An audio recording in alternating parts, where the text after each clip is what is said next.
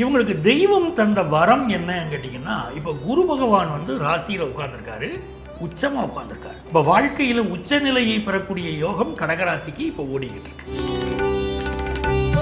கடகராசிக்காரர்களுக்கு வந்து ராசிக்கு அதிபதி மூவ் ஆகிக்கிட்டே இருக்கிறதுனால அவர் எந்தெந்த ராசிக்கு போகிறாரோ அதுக்கு தகுந்தாமல் மைண்ட் ஃப்ளக்சுவேஷன், மனக்குழப்பத்துக்கு அதுதான் காரணம்.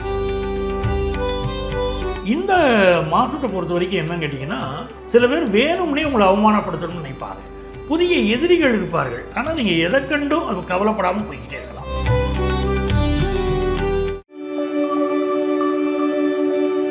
இந்த கடகராசி என்பவர்களுக்கு ஜூலை மாதம் என்னென்ன மாதிரியான நன்மைகள் நடக்க காத்துட்ருக்கு? கடகராசிக்காரங்களை பொறுத்த வரைக்கும் வெளியே பார்த்தீங்கன்னா ரொம்ப தைரியமாக காட்டிக்கிடுவாங்க. உள்ளுக்குள்ளே சில பயம், மனக்குழப்பங்கள் எப்போவுமே இந்த கடகராசிக்கு உண்டு. இவங்களுக்கு தெய்வம் தந்த வரம் என்னன்னு கேட்டிங்கன்னா, இப்போ குரு பகவான் வந்து ராசியில் உட்கார்ந்துருக்காரு, உச்சமாக உட்கார்ந்துருக்காரு. இப்போ வாழ்க்கையில் உச்சநிலையை பெறக்கூடிய யோகம் கடகராசிக்கு இப்போ ஓடிக்கிட்டு இருக்கு. நெக்ஸ்ட்டு 1 இயரே அப்படிப்பட்ட சூழ்நிலைகள் இருக்குது. அதில் இந்த மாதம் ரொம்ப சிறப்பு. ராசிக்கு அதிபதியான சந்திரன் வந்து அவர் தனுசு ராசியில் ஆரம்பித்து அவர் மீண்டும் தனுசு ராசியை கடந்து கும்பராசி வரைக்கும் இந்த மாதம் போக போகிறாரு. ஸோ நிறைய மைண்டு ஃப்ளக்சுவேஷன் இருக்கும். கடகராசிக்காரர்களுக்கு வந்து ராசிக்கு அதிபதி மூவ் ஆகிக்கிட்டே இருக்கிறதுனால அவர் எந்தெந்த ராசிக்கு போகிறாரோ அதுக்கு தகுந்தாமல் மைண்டு ஃப்ளக்சுவேஷன் இவங்களுக்கு எப்போவுமே இருக்கும். மனக்குழப்பத்துக்கு அதுதான் காரணம். பல கடகராசிக்காரங்க கேட்குறாங்க, சார் ஒரு டிசிஷன் சரியாக எடுக்க முடியலையே, மனக்குழப்பம் இருந்துக்கிட்டே இருக்கேங்கிறாங்க. அந்த சந்திரனுடைய மூவ்மெண்ட்டு தான் அப்படி மனக்குழப்பத்தை கொடுக்குது. இந்த மாதத்தை பொறுத்த வரைக்கும் என்னன்னு கேட்டிங்கன்னா, சில பேர் வேணும்னே உங்களை அவமானப்படுத்தணும்னு நினைப்பாங்க. புதிய எதிரிகள் இருப்பார்கள். ஆனால் நீங்கள் எதை கண்டும் அது கவலைப்படாமல் போய்கிட்டே இருக்கலாம். ஏன்னா ஜூபிட்டருடைய உங்களுக்கு வந்து நல்லா இருக்குது, ஜூபிட்டர் ஜாதகத்தில் நல்லா இருக்குது. அவருடைய அனுக்கிரகம் இருக்கிறதுனால ஒரு பெரிய சக்ஸஸ் ஆகும். 2ஆம் இடத்துல வந்து சுக்கிரன் போய் சேர்றாரு இன்றைக்கி 5th. அப்போ சுக்கிரனுக்கு எது சேர்றாங்கன்னா மேரிட்டல் லைஃப்பில் சிலருக்கு ப்ராப்ளம் கொடுக்கும். கடகராசிக்காரங்க அது யாராக இருந்தாலும் ஹஸ்பண்ட் ஒய்ஃப் ரிலேஷன்ஷிப்பில் விட்டு கொடுத்து தான் போகணும். சனி வந்து இவங்களுக்கு 9ஆம் இடத்துல இருந்துக்கிட்டு இருக்காரு. ஜூலை 15ஆம் தேதி அவர் வக்கரமாக போகிறார். சனி வக்கரமாகும் போது ஃபாரினில் ஒர்க் பண்ணுறாங்க பாருங்க, அவங்களில் பலருக்கு வந்து அந்த வேலையை விட்டுட்டு இந்தியாவை பார்த்து திரும்பக்கூடிய சூழ்நிலைகள் இருக்கலாம். இன்னும் சிலருக்கு பார்க்குற வேலை வந்து ரொம்ப ப்ரெஷராக ரொம்ப ஃபீல் பண்ணலாம். அப்படிப்பட்ட அமைப்பு இருக்கும். வெளிநாட்டில் இருக்கிறவங்க அந்த நாட்டுடைய சட்டத்திட்டங்கள், என் இஷ்டத்துக்கு நான் இருப்பேன்னு இல்லாமல் அந்த நாட்டுடைய சட்டத்திட்டங்கள் என்னவோ அது மதித்து நடந்தால் அவங்களுக்கு பிரச்சனை கிடையாது. மிக முக்கியமாக நம்ம பார்க்க வேண்டியது ஃப்ரெண்ட்ஷிப். யாரை ரொம்ப க்ளோஸ் ஃப்ரெண்டுன்னு நினச்சோமோ, ஒரு பிஸ்னஸ் அவங்களோட பண்ணிக்கிட்டு இருக்கோமோ, அவங்களுக்கு வந்து இப்போ மனசு மாறும். எதுக்கு என்னை புரிஞ்சுக்கிடவே இல்லை, இவனோட சேர்ந்து நான் என்ன பிஸ்னஸ் பண்ணுறது, நானே தனியாக ஒரு பிஸ்னஸ் ஆரம்பித்தா என்ன, இந்த மாதிரியாக எண்ணங்கள் வந்து பிஸ்னஸ் பார்ட்னருக்கு வரும். இவங்களுடைய இன்வெஸ்ட்மெண்ட் வந்து ஷேர் மார்க்கெட் இன்வெஸ்ட்மெண்ட்ஸ் ரொம்ப அதிகமாகும் இந்த மாதம். லாங் டேர்ம் இன்வெஸ்ட்மெண்ட்ஸ் தைரியமாக பண்ணலாம். ஷார்ட் டேர்ம் இன்வெஸ்ட்மெண்ட்டை விட கடகராசிக்காரங்க லாங் டேர்ம் இன்வெஸ்ட்மெண்ட்ஸ் பண்ணலாம். பண விஷயத்தில் குறைவே கிடையாது, ரொம்ப திருப்தியாக இருக்கும். ஏன்னா குரு சுக்கிரன் அவங்க ராசியில் தான் உட்காந்துருக்கு, நல்ல பண வரவு இருக்கும், அதெல்லாம் எந்த சந்தேகமும் இல்லை. அதே மாதிரி பல் சம்பந்தப்பட்ட பிரச்சனைகள் சிலருக்கு இந்த மாதம் கடகராசிக்காரங்களுக்கு இருக்கும். ஒரு பெரிய ஒரு வெற்றி காத்திருக்கு. கடன் கிடைக்குமா பிஸ்னஸ் பண்ணுறவங்களுக்குன்னா நல்ல கடன் உதவி கிடைக்கும். ஆமாம், ரொம்ப தடை இருந்தால் கூட உங்களுக்கு கடன் உதவி கிடைக்கும். அதுவும் வந்து முறையான கடன், பேங்கிங் செக்டார்லேருந்தே கடன் கிடைக்கக்கூடிய யோகம் உண்டு. நிறைய பேருக்கு ஃபினான்ஷியல் செக்டாரில் வேலை வாய்ப்பு கிடைக்கும். கம்ப்யூட்டர் துறையில் வேலை வாய்ப்பு கிடைக்கிற யோகமெல்லாம் அவங்களுக்கு உண்டு. ஓகே, அற்புதம் சார். ஸோ எந்த விஷயத்தில் ரொம்ப கவனமாக இருக்கணும்? இவங்க கவனமாக இருக்க வேண்டிய விஷயம் என்ன அப்படின்னு கேட்டிங்கன்னா, மிக முக்கியமாக சில பேர் வேணும்னே திட்டம் போட்டு உங்களை அவமானப்படுத்துவாங்க அப்படின்னு இருக்குது. அப்போது உங்களுடைய செயல்பாடுகளில் கவனமாக இருங்க. நீங்கள் மட்டும் இல்லை, உங்களை சுற்றி இருக்கக்கூடிய நண்பர்கள். 7க்குரிய சனி வக்கரமாக இருக்கும்போது கூட இருக்கக்கூடிய நண்பர்கள் அவங்களுடைய தேவைகளை நீங்கள் நிறைவேற்றிக்கிட்டே இருக்கணும். தேவைகளை நிறைவேற்றுவதில் நீங்கள் ஏதாவது ஒரு யோசனை இருந்துச்சுன்னா அவர்கள் வந்து உங்களுக்கு சிக்கலை ஏற்படுத்துவார்கள். இதுதான் கடகராசி. ஏன்னா 7க்குரிய சனி வக்கரம், அதனாலேயே நண்பர்கள் நிறைய டிமாண்ட் வச்சுக்கிட்டே இருப்பாங்க. இல்லை பிஸ்னஸ் பார்ட்னராக இருந்தால் பிஸ்னஸ் பார்ட்னருடைய எதிர்பார்ப்பு அதிகமாக இருக்கும்.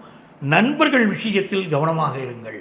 அது மட்டும் தான் இந்த மாதம் நம்ம உங்களுக்கு சொல்லணும். Super sir. ஸோ இந்த மாதம் கடகராசி எந்த தெய்வத்தை வழிபட்டால் சிறப்பாக இருக்கும்? மிகச்சிறப்பான வழிபாடு அப்படின்னு உங்களுக்கு எடுத்துக்கிட்டீங்கன்னா ஆஞ்சநேயர் வழிபாடு. நாமக்கல் ஆஞ்சநேயரை வழிபாடு செய்யணும். அவரை போய் கும்பிட்டுட்டு வரும்போது வாழ்க்கையில் ஒரு நல்ல திருப்பம் ஏற்படும். Okay, super sir. அதாவது கடகராசிக்கு ஜூலை மாதம் திருப்பம் நிறைந்த மாதமாக இருக்க போகுது. அருமை சார். 2026ஆம் ஆண்டு ஜூலை மாத பலன்கள் பார்க்க போகிறோம். இந்த மாதத்துடைய கிரகநிலைகள் பார்த்தோம்னா ரிஷப ராசியில் செவ்வாய் பகவான் இருக்கார். மிதுன ராசியில் புதன் பகவானும் சூரிய பகவானும் அனுக்கிரகம் பண்ணிக்கிட்டு இருக்கிற நேரம். கடக ராசியில் குரு பகவானும் சுக்கிர பகவானும் இருக்கிறார்கள். கேது பகவான் சிம்ம ராசியிலும் ராகு பகவான் கும்பராசியிலும் அருள்வாளித்துக் கொண்டிருக்கக்கூடிய காலம். சனி பகவான் மீனராசியில் இருக்கார். இந்த மாதம் சந்திர பகவான் பூராடம் நட்சத்திரத்தில் தொடங்கி ஒரு சுற்று வருகிறார். மீண்டும் பூராடம் நட்சத்திரத்துக்கு வருகிறார். அதை கடந்து உத்திராடம், திருவோணம், அவிட்டம், சதயம் வரைக்கும் அவருடைய பயணம் அமைகிறது. இந்த மாதம் இருக்கக்கூடிய விசேஷம் என்ன அப்படின்னு பார்க்கறதுக்கு இந்த கிரகங்களில் இன்னும் என்னதாவது பயிற்சி இருக்கா அப்படின்னா, மிக முக்கியமாக சூரிய பகவான் ஆடி மாதம் ஆரம்பித்த உடனே கடகராசிக்குள்ளே பிரவேசம் செய்து விடுவார். அதே போல் சுக்கிர பகவான் ஜூலை மாதம் 5ஆம் தேதி சிம்மராசிக்குள்ளே பிரவேசம் ஆகிறார். இதுதான் இந்த மாதத்துடைய கிரகநிலைகள். நம்ம மிக முக்கியமாக பார்க்க வேண்டிய கிரகநிலைகள். என்னென்ன விசேஷம் இருக்குது இந்த மாதம் அப்படின்னு பார்த்தீங்கன்னா, 2ஆம் தேதி திருவோண விரதம். இந்த விரதத்தில் என்ன விசேஷம் அப்படின்னு பார்த்தீங்கன்னா, யாருக்கெல்லாம் மனசு ரொம்ப ஸ்ட்ரெஸ்ஃபுல்லாக இருக்காங்களோ அவர்கள் இந்த திருவோண விரதம் இருந்தால் இந்த ஸ்ட்ரெஸ்லேருந்து விடுபடுவாங்க. ரொம்ப நல்ல பலன் கிடைக்கும். அதே மாதிரி 3ஆம் தேதி சங்கடகர சதுர்த்தி. சங்கடங்கிற வார்த்தையை வச்சு தெரிஞ்சுக்கலாம். நமக்கு எவ்வளவு ஹடில்ஸ் லைஃப்பில் இருந்தாலும் தடைகள், ஒரு வேலைக்கு ட்ரை பண்ணுறோம், அப்ளை பண்ணுறோம், அந்த ஜாப் கிடைக்க மாட்டேங்குது. இன்றைக்கி ரொம்ப ஈஸியாக ஜாப் கிடைக்க மாட்டேங்குதுன்னு வச்சுக்கோங்களேன். அந்த மாதிரி ப்ராப்ளங்களெல்லாம் சால்வ் ஆகிறதுக்கு சங்கடகர சதுர்த்தியில் விரதம் இருந்து அன்றைக்கி ஈவினிங் இந்த விநாயகர் கோயிலெலாம் பார்த்திங்கன்னா எல்லா வகையான அபிஷேகங்களும் நடக்கும் சங்கடகர சதுர்த்தியில். அப்போது உங்களுக்கு நீங்கள் அபிஷேகத்துக்கு ஏதாவது ஒன்று வாங்கி கொடுக்கலாம், இல்லை இருந்து கும்பிடலாம், பார்த்துட்டு வரலாம். அந்த விநாயகரை வழிபட்டாலே எல்லா ப்ராப்ளமும் சால்வ் ஆகும். இன்டர்மிட்டன்ட் ஃபாஸ்டிங் சொல்கிறாங்க பாருங்க. அந்த மாதிரி இப்போ நிறைய ஃபாஸ்டிங்கில் நம்மளுடைய முன்னோர்கள் சொல்லியிருக்காங்க. அதில் முக்கியமாக ஏகாதசி விரதம் அப்படின்னு பேர். அந்த ஏகாதசி விரதம் 10ஆம் தேதி வருது. அந்த ஏகாதசி விரதம் இருக்கிறதுல என்ன நன்மை அப்படின்னு பார்த்தீங்கன்னா, நோய் எதிர்ப்பு சக்தி நமக்கு அதிகமாகும். ஆகவே ஏகாதசி விரதத்தை முன்னோர்கள் சொன்னாங்க மறுநாள், அதுதான் முக்கியம், துவாதசின்னு வரும். அன்றைக்கி அகத்திக்கீரையை சாப்பாட்டை சேர்த்துக்கணும், நெல்லிக்காய் சேர்க்கணும். இதெல்லாம் ஒரு சின்ன சின்ன விஷயங்கள், ஆனால் மிகப்பெரிய பலன் தரக்கூடிய விஷயங்களே முன்னோர்கள் சொல்லியிருக்காங்க இல்லையா. அதே மாதிரி இந்த மாதம் 12ஆம் தேதி 26ஆம் தேதி 2 நாளும் பிரதோஷம் வருது. பிரதோஷ பூஜைகள் சிவன் கோயிலில் மிக முக்கியமான விசேஷம்.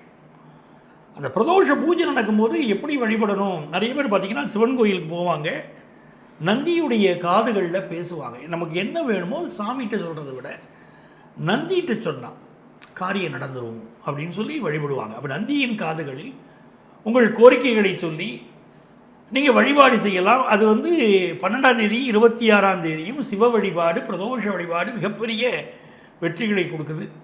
மிக மிக முக்கியமாக நம்ம பார்க்க போவது 14ஆம் தேதி ஜூலை 14 அமாவாசை. இந்த அமாவாசைங்கிறது பித்திருக்களுக்குரிய நாள். நம்மளை வளர்த்த பெரியவர்கள், நம்ம தாய் தகப்பன் வளரக்கூடிய காலத்தில், அவங்க இருக்கக்கூடிய காலத்தில் அவர்கள் அருமை தெரியாமல் விட்டுட்டாலும், அவர்கள் இறந்து போயிட்டாங்களே, நாங்கள் அவர்களுக்கு நன்றி கடன் தெரிவிக்கக்கூடிய நாள் தான் அந்த அமாவாசை. ஜாதகத்தில் பித்ரு தோஷம்னு ஒன்று இருக்கும். ரொம்ப கடுமையான சோதனைகள் வரும். நம்மளை கூட படிச்சிருப்பாங்க, சில பேர் லைஃப்பில் நல்லா முன்னேறி இருப்பாங்க, நாம் மட்டும் முன்னேற முடியாமல் இருக்கும். ஒரு ஆஃபீஸில் ஒன்றா வேலை பார்ப்போம், கூட இருக்கிறவங்க சில பேர் நிறைய ப்ரமோட் ஆகி போயிடுவாங்க, நமக்கு ப்ரமோஷன் கிடைக்காது. ஏன் தடை அப்படின்னு போய் ஒரு அஸ்ட்ராலஜரை பார்த்தா அவங்க சொல்லுவாங்க, உங்கள் ஜாதகத்தில் பித்ரு தோஷம் இருக்குது, அதுதான் காரணம்.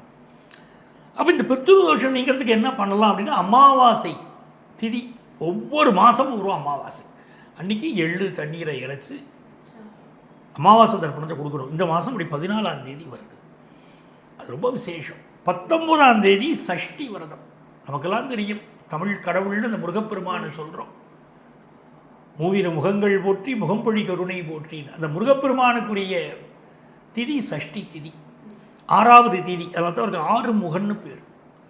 அன்னைக்கு சஷ்டி அன்னைக்கு விரதம் இருந்து முருகப்பெருமானை வழிபட்டால் ரொம்ப நாளாக குழந்தை பாக்கியம் இல்லாதவங்களுக்கு குழந்தை பாக்கியம் கிடைக்கும்னு ஒரு நம்பிக்கை. ஸோ இது இந்த மாதத்துடைய நல்ல பலன்களை எல்லாம் நம்ம பார்த்துருக்கோம்.